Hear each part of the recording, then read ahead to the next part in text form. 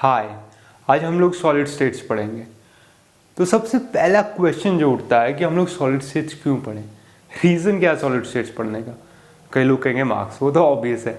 उसके अलावा क्या है मार्क्स के अलावा? इसका रीज़न हम लोग सॉलिड स्टेट्स इसलिए पढ़ते हैं क्योंकि अगर तुम अपने आसपास जितनी भी चीज़ें देखो, लैपटॉप जो तुम यूज़ करते हो या फिर फ़ोन जिससे तुम अभी देख रहे होगे, या मेरे हाथ में चॉक देखो या ब्लैक बोर्ड देखो, टेबल देखो, सारी चीज़ें ऑलमोस्ट 80 to 90% चीज़ें जो हम लोग यूज़ करते हैं अपने आसपास वो सॉलिड्स हैं। तो क्यों ना हम सॉलिड्स पढ़े। सॉलिड्स क्यों एक नियर डेफिनेशन रहनी चाहिए कि बस सॉलिड्स क्या होते हैं, सॉलिड्स का फिक्स मास होता है, फिक्स वॉल्यूम होता है। क्यों ना उससे ज़्यादा एक्सप्लोर किया जाए। और मेजर एम क्या है हमारे एम है जो हमारे पास अभी चीज़ें हैं हम उनसे बेहतर चीज़ें बनाएं। जैसे कि फॉर एग्जाम्पल ये चॉक है मेरे पास, इस चॉक से अगर मैं अभी बोर्ड पे लिखता हूँ तो डस्ट आता है, ठीक है, वो तो सबको पता है। लेकिन मैं चाहता हूं कि जब मैं इस चॉक से लिखूं तो जितना भी चॉक है सबका सब इस बोर्ड पे स्टिक कर जाए, कुछ भी इस बोर्ड से नीचे ना गिरे। तो इसके लिए क्या करना है मुझे? इसके लिए करना पड़ेगा मुझे इसको स्टडी करना पड़ेगा, इसके अंदर के स्ट्रक्चर को पढ़ना पड़ेगा। और ऐसी लेट से तुम्हें कोई ऐसा मटेरियल बनाना है जिसकी एक स्पेसिफिक प्रॉपर्टी हो, स्पेसिफिक इलेक्ट्रिकल या फिर स्पेसिफिक थर्मल प्रॉपर्टी। तो उसके लिए क्या करना पड़ेगा?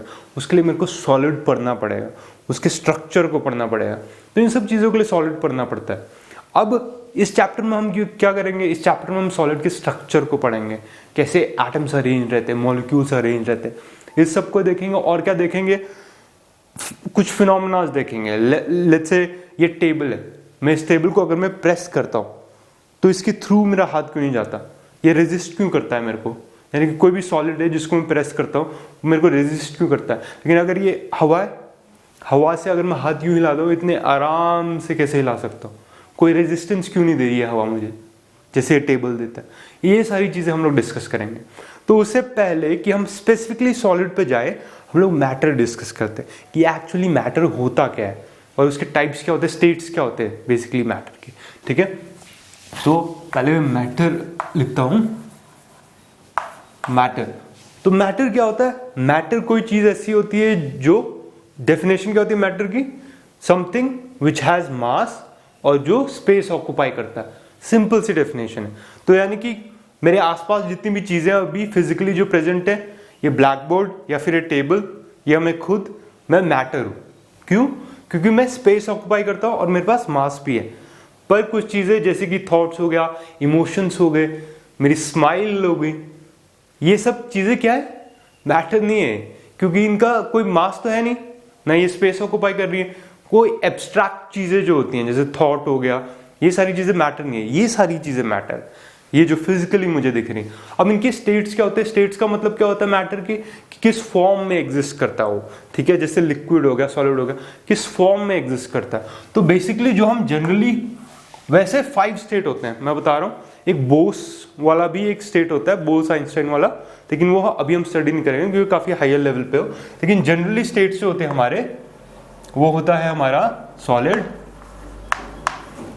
देन वी हैव लिक्विड और गैस। जो बाकी दो होते हैं वो एक प्लाज्मा होता है और एक बोस आइंस्टाइन वाला होता है। तो वो ज्यादा हायर टेम्परेचर पे होते हैं या फिर डिफरेंट लेवल्स पे होते हैं। तो वो चीज हम लोग स्टडी नहीं कर रहे, लेकिन मैं बस एक इन्फॉर्मेशन के लिए बता दे रहा हूँ कि 5 स्टेट्स ऑफ मैटर होते हैं। ठीक है, लेकिन हमारे जो जनरल बेसिक होते हैं ये होते हैं। प्लाज्मा, प्लाज्मा क्या होता है? प्लाज्मा जब कोई गैस होती है वो आयनाइज करती है तब प्लाज्मा बनता है। वो हम लोग सन में या स्टार में हाई टेम्परेचर पे वो चीज होती है। और जैसे नियॉन लाइट्स देखी होंगी तुमने होटल के आसपास, होटल जब साइंस बने होते हैं, होटल साइंस, उसमें प्लाज्मा होता है। ठीक है, अब अगर मैं इन स्टेट्स की बात करूं, नॉर्मल, सॉलिड, लिक्विड और गैस, तो डीपर क्वेश्चन है कि ये सॉलिड सॉलिड क्यों होता है, या फिर लिक्विड लिक्विड क्यों होता है, या फिर गैस गैस क्यों होती है। इसका रीजन जो है, इसका रीजन लाई करता है 2 अपोजिंग फैक्टर्स, मतलब 2 अपोजिट फैक्टर्स हैं, उन पे ये रीजन लाई करता है। तो मैं एक बार लिखता हूं ये क्या अपोजिट फैक्टर्स है, फिर इसके बाद हम लोग डिस्कस करेंगे। तो ये लिख देता है यहां पर मैं, 2 अपोजिंग फैक्टर्स। तो क्या क्या है ये 2 अपोजिंग फैक्टर्स? एक है intermolecular force of attraction between constituent particles और दूसरा है काइनेटिक एनर्जी या thermal energy of constituent particles. ठीक है, तो ये चीज क्या है, मैंने काफी बड़ा लिख दिया, लेकिन ये चीज क्या है, कॉन्स्टिट्यूएंट पार्टिकल्स उससे पहले मैं डिस्कस करूंगा, बजाय उनके बाद कॉन्स्टिट्यूएंट पार्टिकल्स के बाद ये दोनों चीजें डिस्कस करता हूं मैं। तो सबसे पहले कॉन्स्टिट्यूएंट पार्टिकल्स है क्या चीज? तो कॉन्स्टिट्यूएंट पार्टिकल्स जैसे कि नेम सजेस्ट करता है, कॉन्स्टिट्यूएंट पार्टिकल्स होते हैं जिस चीज से कोई भी स्टेट ऑफ मैटर बना होता है। कॉन्स्टिट्यूएंट पार्टिकल्स जैसे कि सॉलिड या फिर लिक्विड या गैस, किस चीज से वो चीज बनी हुई है उसको हम कॉन्स्टिट्यूएंट पार्टिकल्स कहते हैं। कॉन्स्टिट्यूएंट पार्टिकल्स के टाइप क्या क्या है, मतलब किस किस चीजों से मैटर बन सकता है। एक हो गया आयन, मॉलिक्यूल्स और एटम्स, ये तीनों चीजें होती हैं, आयन, मॉलिक्यूल और एटम। ठीक है, तो एटम पता है हमें, मॉलिक्यूल क्या होता है, एटम का कॉम्बिनेशन, आयन क्या होता है, जब एटम के अंदर से इलेक्ट्रॉन्स निकल जाते हैं या फिर इलेक्ट्रॉन ऐड होते, उस चीज को हम लोग आयन कहते हैं। ये पॉजिटिव आयन होती है, नेगेटिव आयन्स होते हैं। अब बात आती है ये दो अपोजिंग फैक्टर्स की जो मैं बात कर रहा हूं, इसके लिए मैं मॉडल दिखाना चाहता हूं, एक बहुत ही प्यारा एक्सप्लेनेशन है इसका। तो ये देखो, अब जैसे मैंने कहा कि कॉन्स्टिट्यूएंट पार्टिकल्स होते हैं, ठीक है, constituent particles, let's say example ये बॉल्स हैं, इन बॉल्स को मैं क्या कह रहा हूं, ये एटम्स है। सिंप्लीफिकेशन के लिए मैं एक बॉल को एक एटम काउंट करता हूं। अब क्या होता है, जैसे मैं बात करूं सॉलिड्स की, सॉलिड्स में जो थर्मल एनर्जी होती है वो कम होती है as comparison to intermolecular force of attraction. अब होता क्या, जैसे इंटरमॉलिक्यूलर फोर्स ऑफ अट्रैक्शन बहुत ज्यादा होती है एटम्स में, अब जैसे वो इंटरमॉलिक्यूलर फोर्स ऑफ अट्रैक्शन ज्यादा होगी तो क्लिंग करेंगे आपस में, वो जुड़े हुए हैं, ठीक है, उनकी थर्मल एनर्जी कम है। अब देखो एटम्स क्या होता है सॉलिड में, वो आपस में जुड़े हुए हैं, अपनी पोजीशन पे वाइब्रेट करेंगे, ठीक है, लेकिन उनकी थर्मल एनर्जी कम है, तो इससे क्या होगा, इंटरमॉलिक्यूलर फोर्स ऑफ अट्रैक्शन बहुत ज्यादा है, तो स्ट्रांगली अट्रैक्टेड है एक दूसरे से, तो एक सॉलिड स्ट्रक्चर बनता है उससे। अब जैसे मैं इसका टेम्परेचर इंक्रीज करूंगा, मतलब इसको थर्मल एनर्जी दूंगा, तो काइनेटिक एनर्जी बढ़ेगी, जो भी एटम्स है काइनेटिक एनर्जी बढ़ेगी, तो उससे क्या होगा, धीरे धीरे ये लोग लूज होने लगेंगे। अब लूज होंगे तो उससे क्या होगा, इसकी थर्मल एनर्जी बढ़ जाएगी। जैसे थर्मल एनर्जी बढ़ती है, ये क्या होता है, फ्लो होने लग जाता है। देखो, दैट्स व्हाई लिक्विड फ्लोज, ये रीजन होता है लिक्विड फ्लो करने का। अब जैसे लिक्विड फ्लो करने लगता है, अब इसके बाद तुम और इसे हीट कर रहे हो, जैसे कि वाटर, आइस वाटर होता है, आइस स्ट्रॉन्ग स्ट्रक्चर था, मैंने आइस हीट किया, ये वाटर बन गया, देखो फ्लो कर रहा है। अब इसको मैं और हीट कर रहा हूं, ये वाटर वेपर बन गया है, ठीक है, या फिर स्टीम बन गया। तो उसमें क्या होगा, एक एटम यहाँ, एक एटम यहाँ, एक एटम यहाँ, एक यहाँ, इतनी दूर दूर एटम्स हो जाएंगे। क्यों हो जाएंगे, क्योंकि उनको थर्मल एनर्जी इतना ज्यादा एक्सट्रीम हो चुका है कि जो इंटरमॉलिक्यूलर फोर्स ऑफ अट्रैक्शन वो निग्लिजिबल है, कोई इंटरमॉलिक्यूलर फोर्स ऑफ अट्रैक्शन बचा ही नहीं उनके बीच में, जिससे क्या है, उनके बीच में इतना ज्यादा स्पेस आ गया। देखो कितना ज्यादा स्पेस आ गया, ठीक है। एटॉमिक लेवल पे ये अलग है, ये ऑब्वियसली हम एग्जैजरेट करके दिखा रहे हैं क्योंकि ताकि हम अंडरस्टैंडिंग के लिए, लेकिन एटॉमिक लेवल पे अलग होता है केस। लेकिन यही होता है, स्पेस बहुत ज्यादा बढ़ जाता है, जो भी मॉलिक्यूल्स, लेट्स से मॉलिक्यूल हो गए या फिर एटम्स हो गए गैस के, तभी वो गैस में इतना ज्यादा स्पेस आ जाता है। अब इसकी वजह से क्या होता है, इसकी वजह से जो फिनोमेना मैं शुरू में कह रहा था कि मैं टेबल से क्यों नहीं अपना हाथ डाल सकता हूँ और एयर में अपना हाथ लहरा सकता हूँ, उसका रीजन ही यही है कि अगर मैं, ये क्या है, टेबल सॉलिड है, तो सॉलिड में क्या है, सारे जो चीजें एक साथ है, ठीक है, सारे एटम्स। अब ये सारे एटम्स मुझे अपोज करेंगे, जैसे मैं अपना हाथ ऐसे डालने लगूंगा तो ये, क्योंकि ये सब टेबल के सारे एक साथ अटैच्ड है या एटम से या मॉलिक्यूल से, तो वो मुझे अपोज करे, मुझे जाने नहीं दे रहे हो, क्योंकि वो सब स्ट्रक्चर एक साथ जुड़ा हुआ है। लेकिन जैसे वो लिक्विड हो जाते हैं तो फ्लो कर सकते हैं। तो अब अगर यहाँ पर पानी है तो मैं पानी के अंदर अपना हाथ डाल सकता हूँ, क्यों, क्योंकि कंपैरेटिवली वो सॉलिड से थोड़ा सा रेजिस्टेंस कम देते हैं। लेकिन अगर मैं और थर्मल एनर्जी इंक्रीज कर देता हूँ तो ये एयर बन गई। अब एयर से मैं हाथ अपना पास कर सकता हूँ, क्यों, क्योंकि सारे एटम्स इतने दूर दूर हो चुके हैं, ठीक है, तो वो मेरे को स्पेस दे दिया उन लोगों ने अपने हाथ को पास करने के लिए।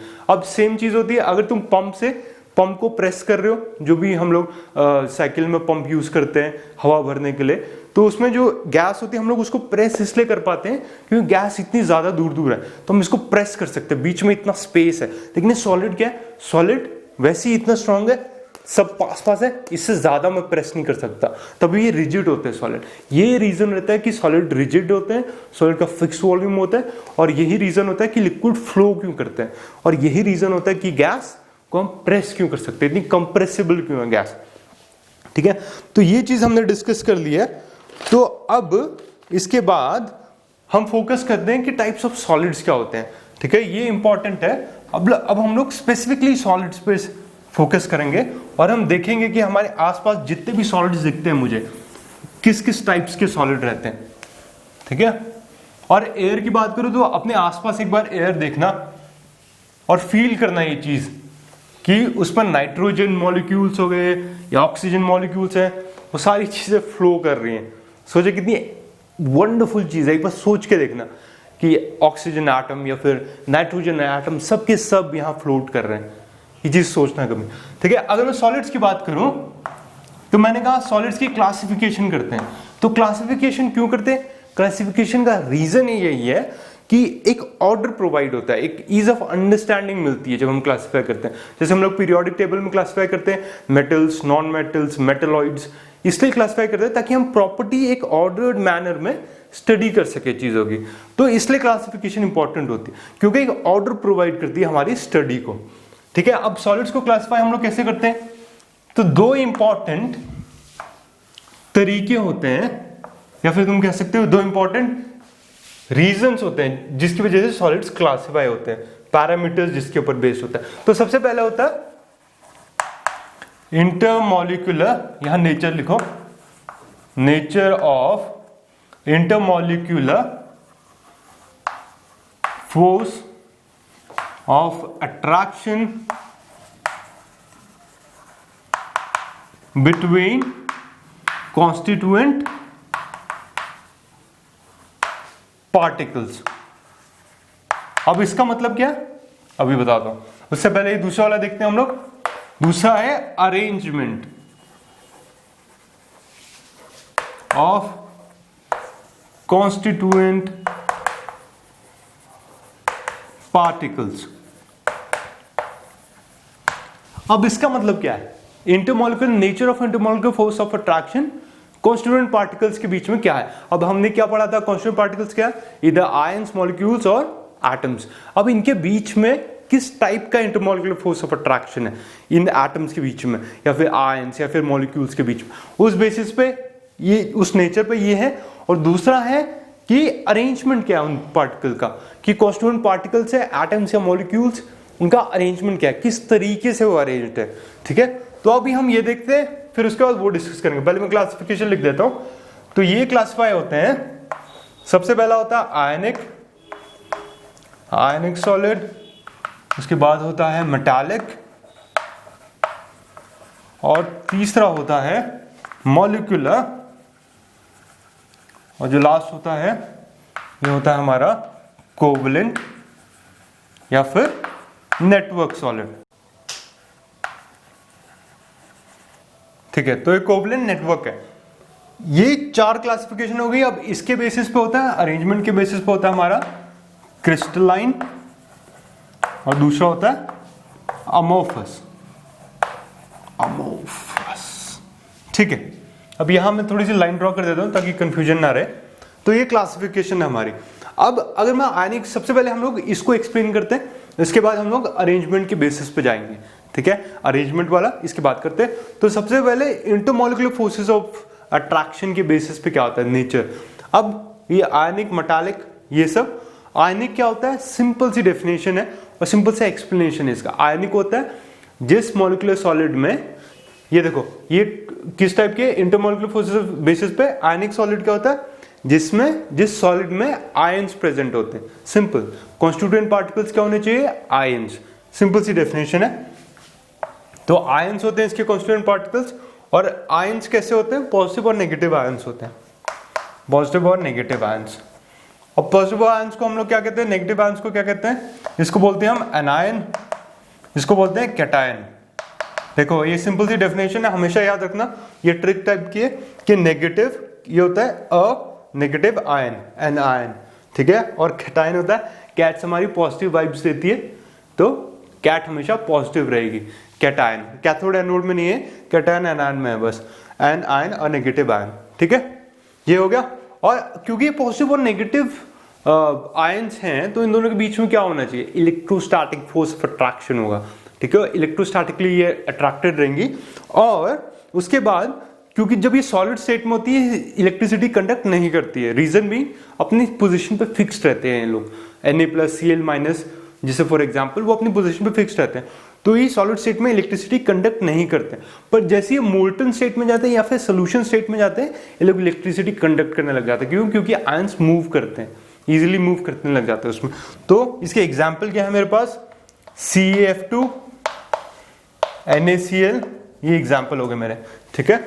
अगर मैं मेटालिक सॉलिड की बात करूं, मेटालिक सॉलिड सिंपल सी डेफिनेशन, एटम्स मेटल के होते हैं, जो मेटल आयंस होते हैं इसके अंदर, और मेटल जो इलेक्ट्रॉन रिलीज करते हैं, जो एटम्स होते हैं इलेक्ट्रॉन रिलीज करते हैं, वो मेटालिक के अंदर होते हैं, ठीक है। सिंपल डेफिनेशन, मेटल के एटम्स होते हैं, जैसे कॉपर हो गया, आयरन हो गया, ये सब मेटालिक सॉलिड्स के अंदर आते हैं, ठीक है।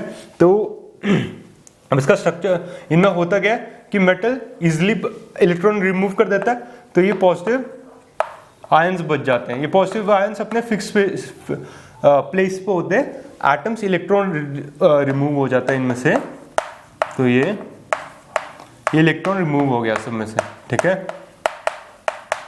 अब जैसे ये इलेक्ट्रॉन रिमूव होता है तो पूरा एक सी ऑफ इलेक्ट्रॉन बन जाता है, ये इलेक्ट्रॉन मूव कर सकते हैं इधर से उधर, इधर से उधर, ये बस यहाँ पॉजिटिव आयंस बच जाते हैं जो कि अपनी स्पेस पे फिक्स्ड है।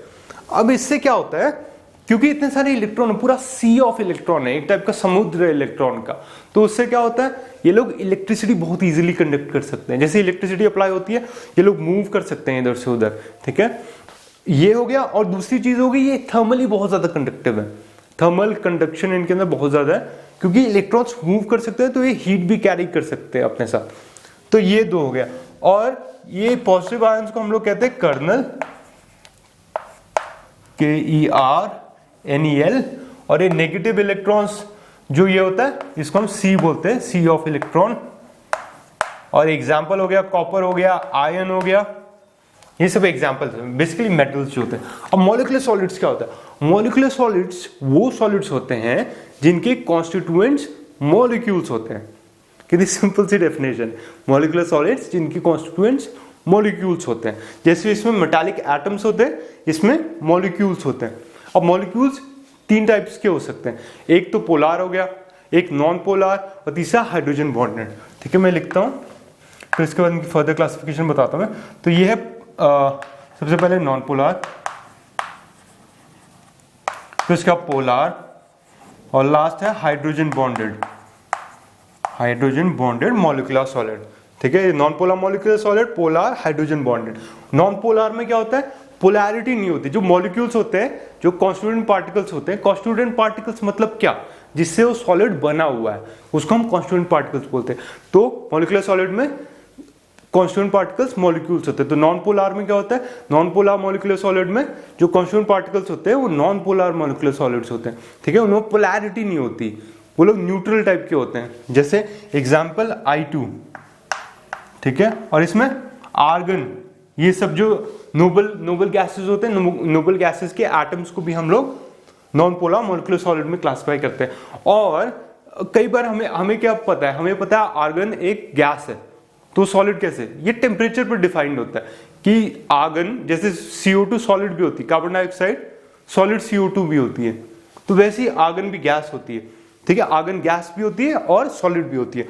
अगर पोलार की बात करो तो इसमें पोलैरिटी इंड्यूस होती है, क्योंकि इलेक्ट्रोनेगेटिविटी होती है दोनों एटम्स के बीच में, जो भी उससे बने होते हैं। तो इसमें पोलैरिटी की वजह से पॉजिटिव और नेगेटिव होता है, ठीक है, पोलैरिटी होती है इसमें। तो SO2, क्योंकि इलेक्ट्रोनेगेटिविटी डिफरेंस है एटम्स के बीच में, तो SO2 हो गया, SO2 सॉलिड।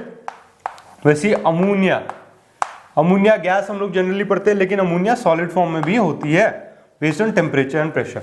और सेम हाइड्रोजन बॉन्डेड में क्या होता है, हाइड्रोजन बॉन्डेड मॉलिक्यूलर सॉलिड्स में उसमें जो मॉलिक्यूल होता है उसमें हाइड्रोजन प्लस एक इलेक्ट्रोनेगेटिव एलिमेंट होता है, हाईली इलेक्ट्रोनेगेटिव एलिमेंट, जैसे कि ऑक्सीजन, फ्लोरीन और नाइट्रोजन। ठीक है, तो ये हाइड्रोजन बॉन्डेड मॉलिक्यूलर सॉलिड बनाते हैं। तो मैं लिख देता हूं FON, ऐसे याद रखना है इसको, फोन। ठीक है, हाइड्रोजन बॉन्डेड मॉलिक्यूलर सॉलिड में फोन होता है, मॉलिक्यूल हाइड्रोजन प्लस एक और इलेक्ट्रोनेगेटिव एलिमेंट होता है, तो उसको हम लोग हाइड्रोजन बॉन्डेड मॉलिक्यूलर सॉलिड बोलते हैं। इसका एग्जांपल हो गया H2O, वाटर। ठीक है, अगर कोवलेंट नेटवर्क सॉलिड की बात करूं तो इसमें क्या होता है, ईच जो नॉन मेटल के एटम्स होते हैं, नॉन मेटल के एटम्स दूसरे एटम से कोवलेंटली बॉन्ड होते हैं, मतलब उनका जो वो होता है अट्रैक्शन होता है, फोर्स ऑफ अट्रैक्शन, वो कोवलेंट बॉन्ड से होता है। तो जैसे फॉर एग्जांपल कार्बन है, इसमें कोवलेंट बॉन्ड बनाते हैं, हर एक एटम जो भी नॉन मेटल का एटम होता है वो कोवलेंट बॉन्ड बनाता है। तो इसमें कार्बन के एटम्स ये ऐसे बनते जाते हैं पूरे लेयर वाइज, तो इससे क्या होता है, एक नेटवर्क बन जाता है, क्योंकि कार्बन की वैलेंसी क्या है 4, तो उसको कितने और चाहिए अपना ऑक्टेट कंप्लीट करने के लिए, 4 और, तो 4 कार्बन एटम से ज्वाइन होता है एक कार्बन एटम, फिर उसके बाद अगला जो वो कार्बन एटम है, फिर वो और बॉन्ड होता है, यहां से और बॉन्ड होता है, तो ऐसे करके बहुत जाइंट नेटवर्क बनाते हैं, तभी इन्हें हम लोग क्या कहते हैं, नेटवर्क सॉलिड भी कहते हैं। ठीक है, कोवलेंट और नेटवर्क सॉलिड। इसका एग्जांपल है graphite, then we have diamond, तो ये इनके एग्जांपल है। ये अभी हम इन दोनों को और एक्सप्लोर करेंगे। ठीक है, तो ये अभी मैं क्या चाहता हूं, एक बार इसको क्लोजर लुक दो और इसको देखो अच्छे से, और ये चीज अप्रिशिएट करो कि इस बोर्ड पे तुम लोग जो देख रहे हो, बस वर्ल्ड के जितने भी सॉलिड्स हैं उनकी क्लासिफिकेशन ऐसे होती है, हम लोग ऐसे क्लासिफाई करते हैं सॉलिड्स को, जितने भी सॉलिड अपने आसपास तुम लोग देखते हो ऐसे क्लासिफिकेशन होती है सॉलिड्स की। ठीक है, तो कंफ्यूज मत होना, बुक्स में बहुत ज्यादा डिफरेंट तरीके से दिया हुआ है, कहीं और कुछ पढ़ोगे तो ऐसे है, ये है, इस फोटो को याद रख लो अपने दिमाग में, कहीं भी कंफ्यूजन नहीं होगी लाइफ में कि हम लोग कैसे क्लासिफाई करते हैं चीजों को। ओके, अब हम लोग एक बार ग्रेफाइट और डायमंड के बीच में थोड़ा सा पढ़ लेते हैं डिफरेंस क्या है और क्यों ग्रेफाइट, जबकि ऐसा होता है दोनों कार्बन से बने हुए हैं, और लेकिन ग्रेफाइट सॉफ्ट है और डायमंड हार्ड है। ग्रेफाइट इलेक्ट्रिसिटी कंडक्ट करता है, डायमंड नहीं करता। रीजन क्या है इसका, तो लेट्स सी देन। तो ये है मेरा ग्रेफाइट, ये है मेरा डायमंड। ठीक है, तो ग्रेफाइट में क्या होता है, हमेशा याद रखना, एक carbon atom 3 other carbon atom से अटैच्ड है, और इसमें क्या, डायमंड में एक carbon atom 4 other carbon atom से अटैच्ड। सिंपल। अब इसमें क्या होता है, इसके स्ट्रक्चर की अगर मैं बात करूं तो इसका स्ट्रक्चर होता है हेक्सागोनल लेयर्स होते हैं। हेक्सागन का एक लेयर होगा, पूरी लेयर हेक्सागन हेक्सागन हेक्सागन, और नीचे भी हेक्सागन लेयर, तो ऐसे लेयर वाइज होती है इसकी ग्रेफाइट की फॉर्मेशन। तो मैं एक बार डायग्राम बनाता हूं ताकि थोड़ा सा और क्लैरिटी आए इसमें।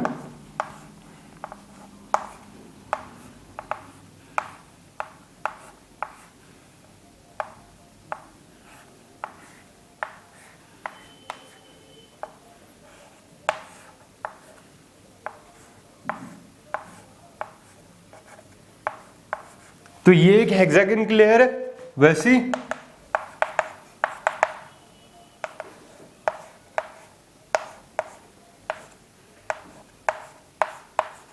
एक और नीचे ऐसी हेक्सागन की लेयर होगी। अब जैसे मैंने क्या कहा, एक carbon atom 3 other carbon atom से अटैच्ड है, तो इस कार्बन एटम की बात करूं 1 2 3 से अटैच्ड है। सिमिलरली इसकी बात करूं 1 2 3, तो इसमें 4 कार्बन एटम का अटैचमेंट होता है। अब मैं डायमंड की स्ट्रक्चर की बात करूं अगर, तो डायमंड का स्ट्रक्चर मैंने क्या कहा, एक carbon atom 4 other carbon atom से अटैच्ड होता है, तो ये ऐसा स्ट्रक्चर बनता है इसका।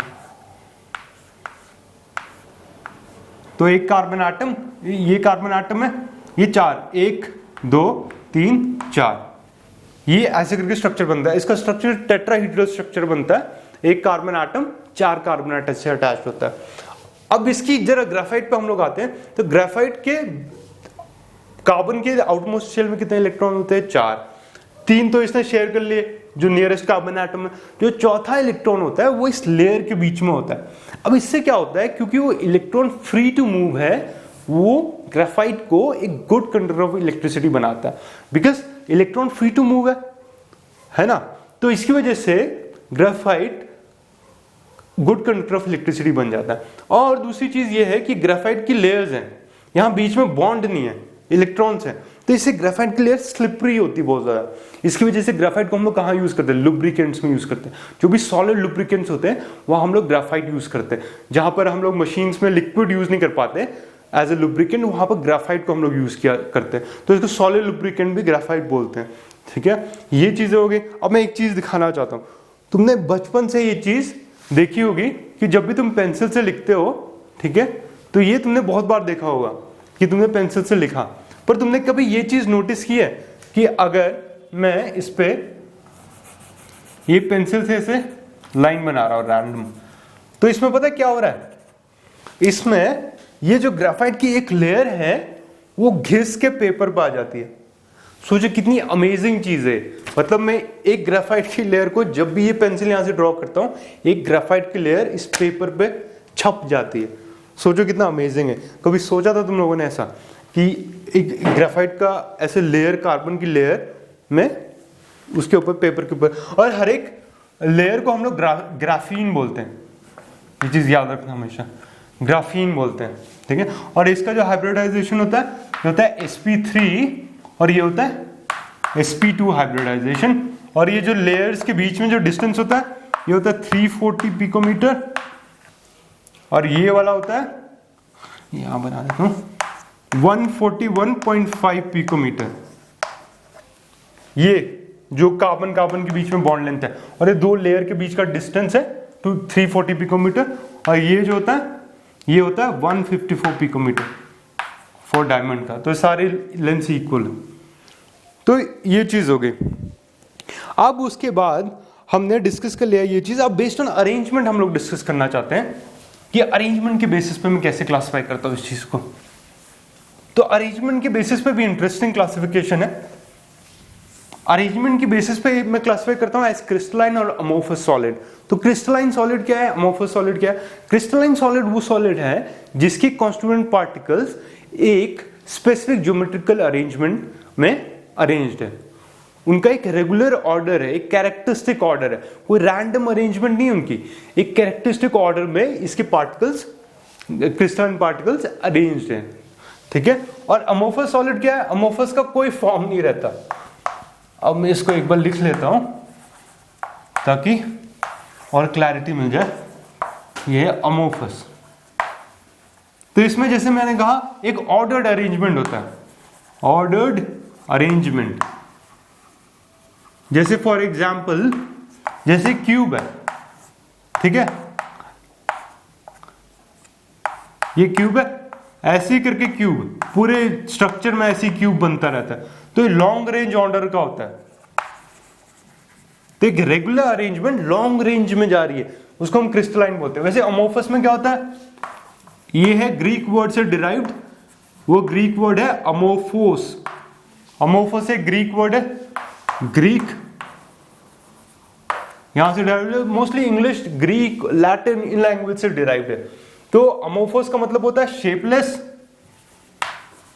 या फिर नो फॉर्म। मतलब इसका कोई फॉर्म नहीं है, कोई रेगुलर ज्योमेट्री नहीं है कि तुम इसको डिफाइन कर सको, हाँ कि ये सारे क्यूब्स हैं, ये सारे क्यूबॉइड्स हैं। इस टाइप का कोई रेगुलर अरेंजमेंट नहीं है जैसे कि इसमें क्रिस्टलाइन स्ट्रक्चर में। ठीक है, तो ये पहला पॉइंट हो गया। और दूसरा पॉइंट है ये इनका एक शार्प मेल्टिंग पॉइंट होता है, शार्प मेल्टिंग पॉइंट। अब शार्प मेल्टिंग पॉइंट क्यों है? इसका रीजन क्या है शार्प मेल्टिंग पॉइंट का? शार्प मेल्टिंग पॉइंट का रीजन ये है क्योंकि इनकी एक रेगुलर ज्योमेट्री है, तो हर एक बॉन्ड सिमिलर स्ट्रक्चर के होते हैं, सिमिलर बॉन्ड लेंथ होती है। उससे क्या होता है, उनकी एनर्जी, बॉन्ड एनर्जी भी सेम होती है, जिससे ब्रेक होते हैं। अब क्या होता है मेल्टिंग में? क्या होता है मेल्टिंग में? कोई भी सॉलिड होता है, उसके बॉन्ड्स ब्रेक होते हैं, तो वो मेल्ट होके लिक्विड बनता है। अब let's say example 600 degree Celsius है, 600 डिग्री सेल्सियस पे क्योंकि सारे बॉन्ड्स इक्वल स्ट्रेंथ के हैं तो सब एक साथ ब्रेक हो जाते हैं उससे, इसलिए हम कहते हैं इसका शार्प मेल्टिंग पॉइंट है। बट अगर हम अमोर्फस की बात करें, अमोर्फस में क्या होता है, कोई बॉन्ड क्योंकि रेगुलर ज्योमेट्री नहीं है, कोई बॉन्ड स्ट्रांग है, कोई बॉन्ड वीक है, तो उससे लेट्स से 600 डिग्री सेल्सियस पे वीक बॉन्ड ब्रेक हो रहा है, तो उसे 50 डिग्री सेल्सियस ज्यादा या फिर 100 डिग्री सेल्सियस के बाद एक स्ट्रांग बॉन्ड ब्रेक होगा। तो इसका रेंज ऑफ टेम्परेचर है मेल्टिंग पॉइंट रेंज में होता है, ठीक है। कोई स्पेसिफिक इसका शार्प मेल्टिंग पॉइंट नहीं है, it melts over a range of temperature जो अमोर्फस सॉलिड होता है, ठीक है। क्लियर? नाउ है ये है एनआइसोट्रोपिक। ये बहुत इंपॉर्टेंट प्रॉपर्टी है, इसको मैं जरा एक्सप्लेन करता हूं। और ये चीज है आइसोट्रोपिक। एनआइसोट्रोपिक क्या होता है, ये एनिसोट्रोपिक नहीं है, ठीक है, ये है एनआइसोट्रोपिक।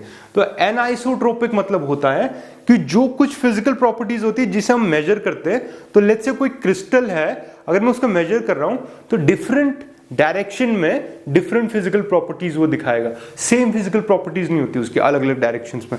उसको बोलते हैं हम लोग एनआइसोट्रोपिक। एनआइसोट्रोपिक क्यों बोलते हैं इसका भी रीजन बताता हूं मैं। तो क्रिस्टलाइन सॉलिड में क्या होता है, एक रेगुलर ज्योमेट्री होती है, लेट्स से ये रेगुलर ज्योमेट्री है, ठीक है। तो मैं ऐसे कोई सी भी एक रेगुलर ज्योमेट्री बना रहा हूं, ये रेगुलर ज्योमेट्री दिख रही है तुम्हें, क्योंकि यहां पर ये एक्स एक्स है, फिर उसके बाद ऐसे एक्स एक्स है, फिर से ये चीज रिपीट हो रही है, सेकंड वाली कॉलम भी रिपीट हो रहा है, यहां पर ये एक रेगुलर ज्योमेट्री। तो मैं लेट्स से कोई भी फिजिकल प्रॉपर्टी मेजर कर रहा हूं, तो अगर मैं इस डायरेक्शन में जाता हूं, यहां मुझे क्या दिखते हैं, बस एक्स एक्स एक्स दिखते हैं। लेकिन मैं अगर इस डायरेक्शन में जाता हूं तो मुझे यहाँ एक्स दिखता है, डॉट दिखता है, एक्स दिखता है।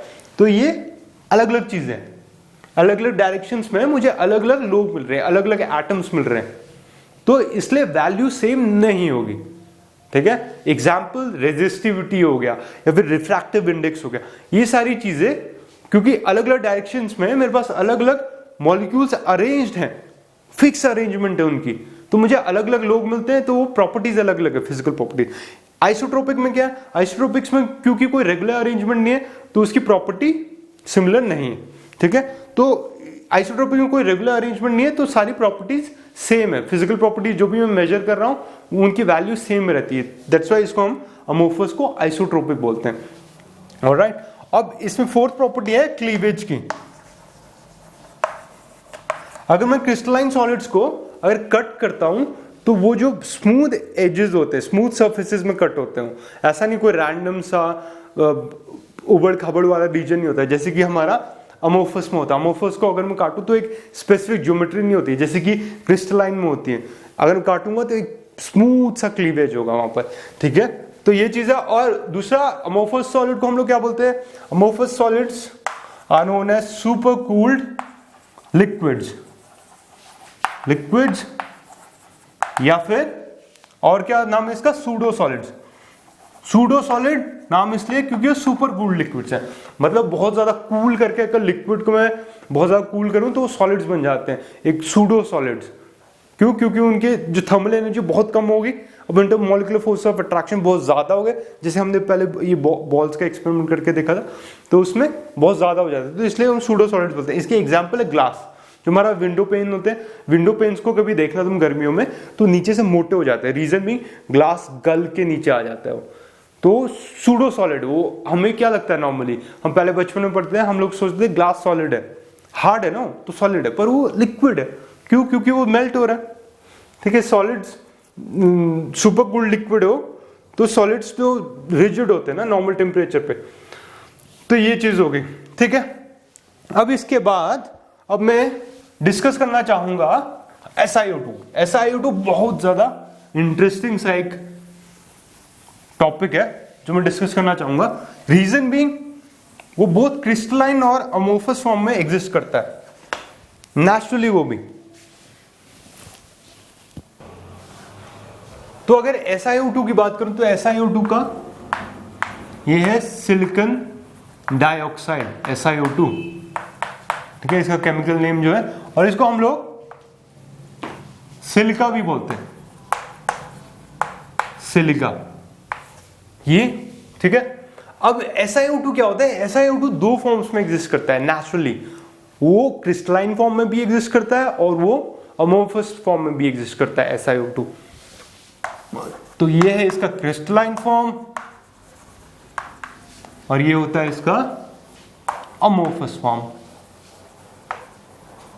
तो जो क्रिस्टलाइन फॉर्म होता है SiO2 का, हम उसे बोलते हैं क्वार्ट्ज, क्वार्ट्ज बोलते हैं हम इसे। और SiO2 का अमोर्फस फॉर्म जो होता है उसे हम बोलते हैं क्वार्ट्ज ग्लास, क्वार्ट्ज ग्लास। ठीक है, अब क्या होता है क्वार्ट्ज और क्वार्ट्ज ग्लास में डिफरेंस बस अरेंजमेंट का होता है। दोनों में SiO2 होता है, दोनों का फॉर्मूला SiO2 ही है, इसको दिमाग में क्लियर रखो। कोई डिफरेंस नहीं है इन दोनों के फॉर्मूला में, बस डिफरेंस है उनके स्ट्रक्चर में। एक में SiO2 एक अरेंजमेंट है, एक रेगुलर अरेंजमेंट में, इसमें क्वार्ट्ज में, तभी हम उसको क्रिस्टलाइन कहते हैं। लेकिन अमोर्फस में क्या है, कोई रेगुलर अरेंजमेंट नहीं उनके बीच, एक रैंडम ऑर्डर में अरेंज्ड है, तो वो क्वार्ट्ज ग्लास अमोर्फस है वो हमारा।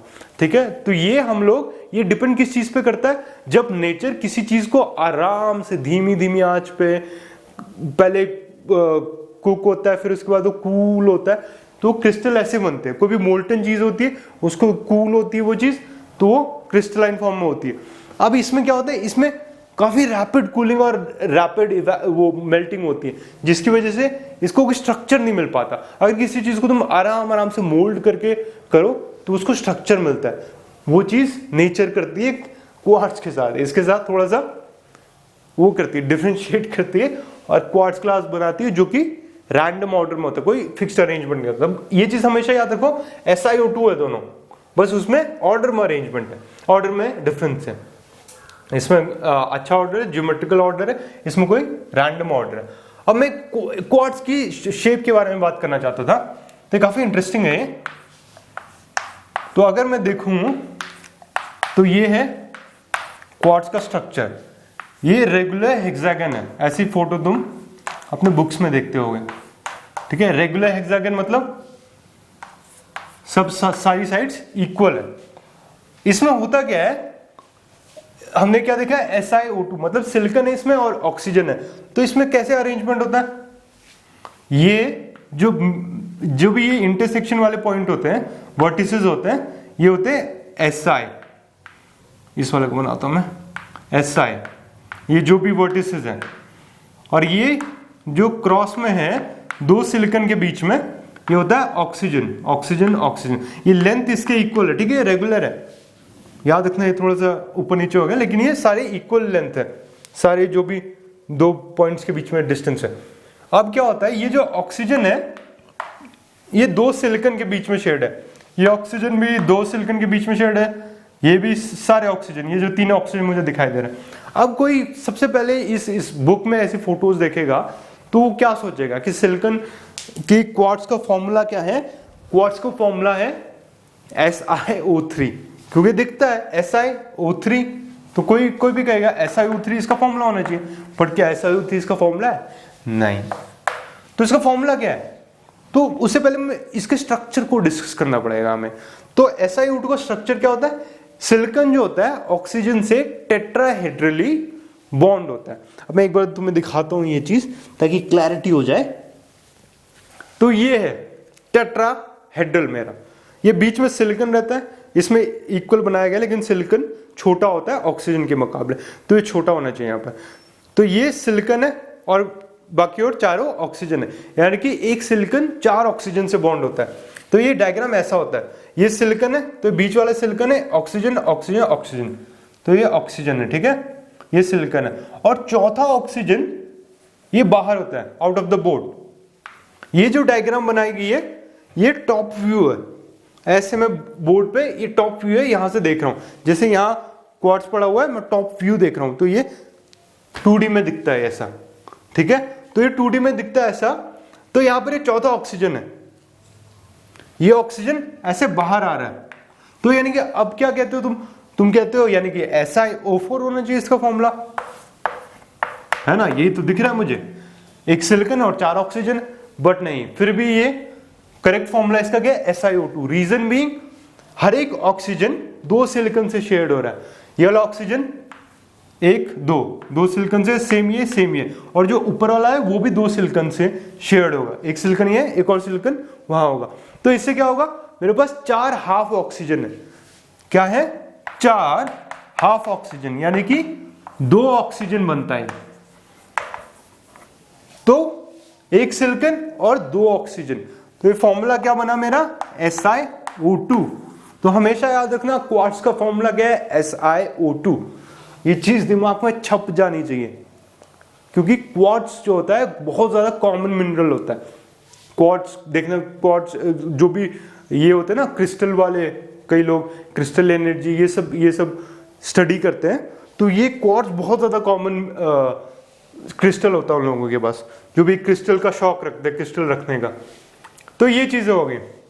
अब एक और चीज, before we end this topic on silicon dioxide, quartz piezoelectric होता है, ठीक है। पाइजो इलेक्ट्रिक मतलब पाइजो इलेक्ट्रिक पाइजो इलेक्ट्रिक है मतलब किसी पे मैकेनिकल स्ट्रेस देते हो तब जब वो इलेक्ट्रिसिटी प्रोड्यूस करता है, उस सब्सटेंस को हम लोग पाइजो इलेक्ट्रिक बोलते हैं। और giving mechanical stress they produce electricity, alright. तो ये पाइजो इलेक्ट्रिक क्यों होता है? अब नॉर्मली जैसे कि मैंने कहा था ये स्ट्रक्चर है उसका, क्वार्ट्ज का स्ट्रक्चर है। तो इसमें क्या होता है, सिलिकॉन 4 ऑक्सीजन से अटैच्ड है।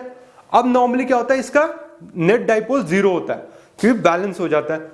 लेकिन जैसे मैं इस पे प्रेशर देता हूं, ये मैंने इस पे मैकेनिकल प्रेशर देना शुरू किया, जैसे इस पे मैकेनिकल प्रेशर दे रहा हूं, ये देखो क्या हो रहा है इसके साथ, ऑक्सीजन ऊपर को जाते जा रहे हैं, ठीक है। जैसे ही ऑक्सीजन ऊपर को जा रहे हैं तो इसका नेट नेगेटिव, ऑक्सीजन क्योंकि ज्यादा इलेक्ट्रोनेगेटिव होता है तो ये नेट नेगेटिव क्या आ रहा है, ऊपर को जा रहा है। अब इससे क्या स्ट्रक्चर बन जा रहा है मैं दिखाता हूं एक बार। इससे स्ट्रक्चर कुछ ऐसा बन जा रहा है, स्ट्रक्चर कुछ ऐसा बन जा रहा है, थोड़ा सा प्लेनार टाइप का। ये जो तीनों बॉन्ड है एक प्लेन के टाइप का आ जा रहा है।